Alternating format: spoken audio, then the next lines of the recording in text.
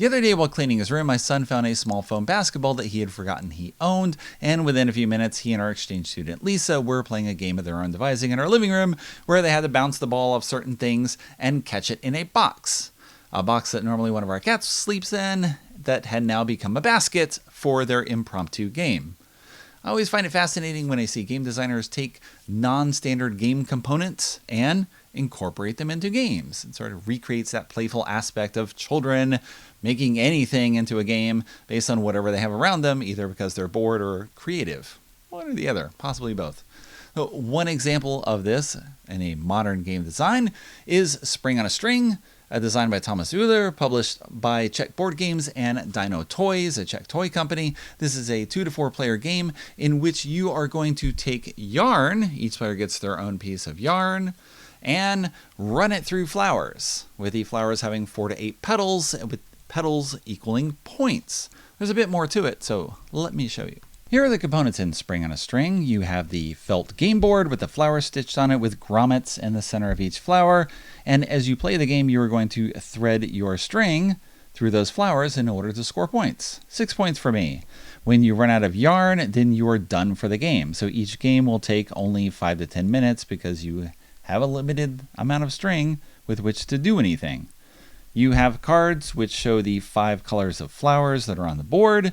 You have 31 animal and insect cards, and you will use only 5 of them at most in a game, so there's a lot of text on them, but it doesn't really matter because you're probably not going to use that many while you're playing, especially not in your early games.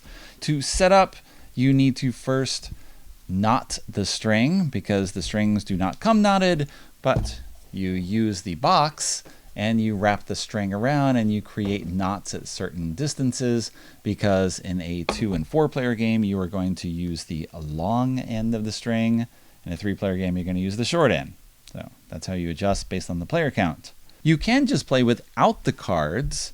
You take turns running your thread through the grommets, and then you tally your score at the end of the game. Or you can keep a running total. I've got 14 right now, and then I have 19 if I go through here, and so on.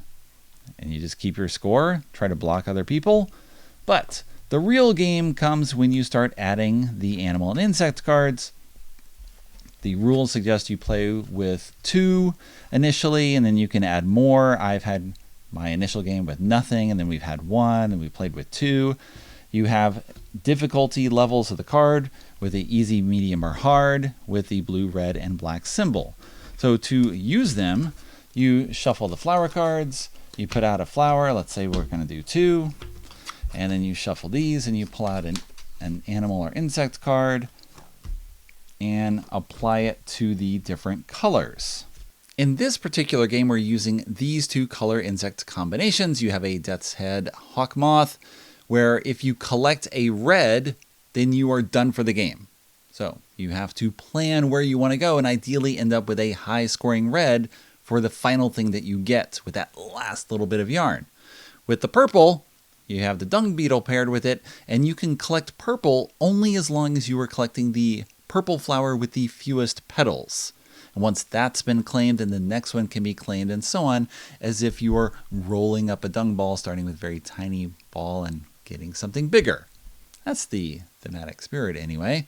So you play with these 2 cards over the course of the game. Given these restrictions in a 2-player game, what will be your first move? You want to score the most points, but you can't get the 8 purple flower because you have to collect the 5 first. If you collect the 8 red, then you're done for the game. Maybe you want to go ahead with a 8 yellow and hope to carry on from there. Maybe the next player then starts with a yellow, just so they can cut you off from that close scoring opportunity. You'll carry through perhaps with this. Now you've got 15 points. You're skipping the 6, but if you went for the 6, then they might have gone for the 7 and force you to jump longer, so you're already jumping out there. What now? Where are you going to go? Let's say jump here. And the length of time that each player will play differs because, of course, they might run out of yarn at different times.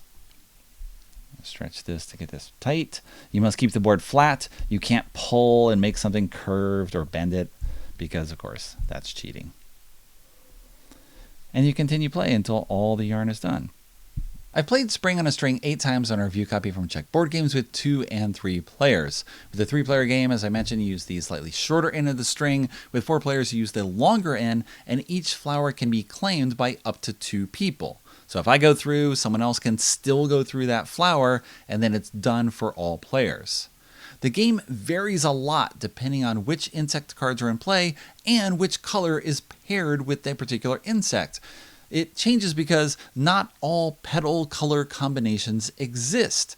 There are only 3 flowers with 8 petals, so white and pink don't have them. And of course, the value changes just because of the association, the closeness, the distance between different flowers of different colors with different number of petals. So I'm going to use yellow in all my examples here. You might have an insect that's paired with yellow where as soon as you collect a yellow, you take another turn, or you have to skip your next turn. Those are very basic powers, but you might have something where you can collect yellow only coming in from the top. So you have to plan ahead for when you're going to collect something at a certain time. Or yellow can be collected only based on the number of 5-petal flowers that have already been collected by all players. So until someone collects the first 5-petal flower, yellow is off limits. And once someone does, 1 yellow can be claimed until a second 5-petal flower is collected. So you get this group activity where you open up the possibility for other people to score. Or if you collect a yellow flower, then you get to undo an opponent's last flower collecting.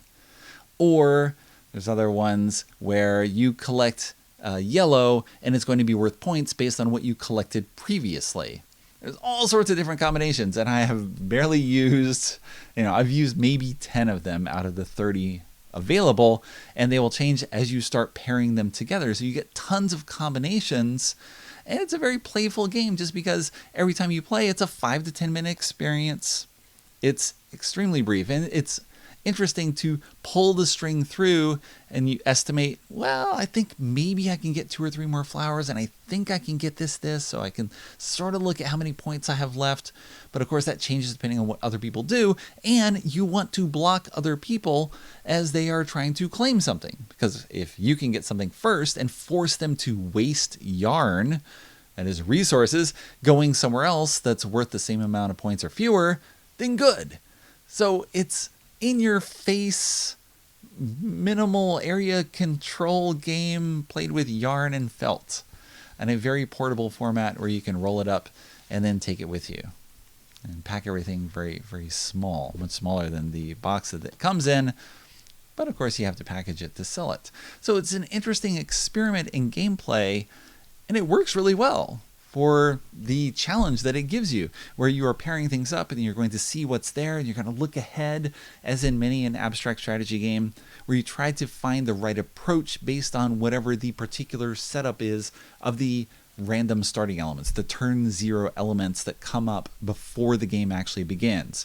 You're going to look at the layout of everything and say, okay, well, I think I want to do this, this, and this, and well, it'll depend on what other people do, and we'll go from there. So it's very quick and feels experimental also as you're playing it, because it's kind of low risk. It's 5 to 10 minute games, so you're not highly invested in how things work out. You'll play through and you'll be like, that didn't work quite so well. Well, we'll try again with the same combination. I'll go first this time. And you play again and play again and play again. It's very interesting and playful experiment with components that you don't find in most games, but maybe we'll see more of these in the future. It'd be interesting to see how other people can use yarn in their own games. Try it out.